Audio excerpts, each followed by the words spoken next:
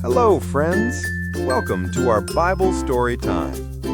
Today, we're going to hear the amazing story of Queen Esther, a brave young woman who trusted God and saved her people.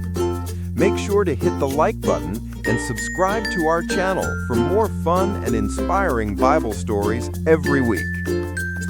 In the mighty kingdom of Persia, where kings wore golden crowns and ruled over many lands, lived a humble and kind Jewish girl named Hadassah. She was raised by her cousin Mordecai, who loved her as his own daughter.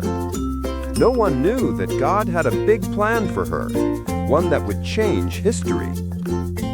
When Queen Vashti refused the king, a search began for a new queen.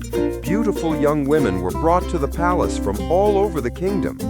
Hadassah was chosen too, but she hid her Jewish identity and took the name Esther. After months of preparation, the king chose her to be queen. God's favor was with her. Mordecai, who worked near the palace, overheard a secret plan to kill the king. He told Esther, and she warned the king just in time. The plot was stopped, and Mordecai's name was written in the royal records. Though no reward came then, God was setting things in motion. But then came Haman, the king's top advisor. He was proud and demanded everyone bow to him. Mordecai refused. He said, "I bow only to the Lord." This made Haman furious. He wasn't just angry at Mordecai. He wanted to destroy all the Jewish people. Haman tricked the king into making a terrible law. On the 13th day of the month called Adar, all the Jews would be attacked and killed. The king sealed it with his ring. Across the empire, the message spread. The Jews wept. Mordecai wore sackcloth and stood at the gate, mourning. Mordecai sent a message to Esther. "Maybe you were made queen for such a time as this," he said.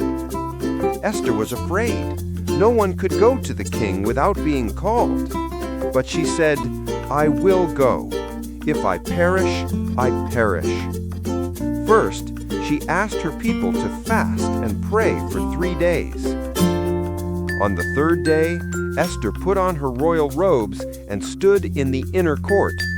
If the king did not lift his golden scepter, she could die. But he did.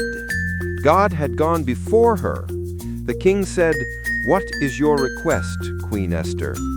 He invited him and Haman to a special banquet. At the banquet, Esther said nothing about Haman's plan. She invited them again the next day. That night, the king could not sleep.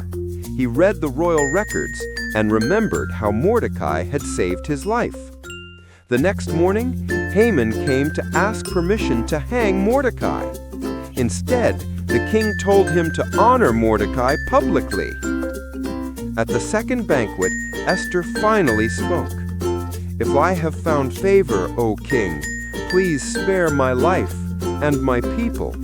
We are about to be destroyed." The king was shocked. "Who would do such a thing?" Esther replied, "This wicked man, Haman." The king ordered him to be punished. He was hanged on the very gallows he had built for Mordecai. The king gave Mordecai Haman's position. A new law let the Jews defend themselves. When the day came, they were saved. God had turned fear into joy. To remember this miracle, the Jews celebrated with a new holiday, Purim, a time to give gifts, help the poor, and thank God for his protection. God's name isn't mentioned in the story of Esther, but he was there all along. He gave Esther courage, gave Mordecai wisdom, and saved his people. And even today, God uses brave hearts to do great things. Thanks for watching, friends. If you enjoyed this story, please give us a thumbs up, and don't forget to subscribe. We'll see you next time with another Bible story, full of faith, courage, and God's love. Bye for now.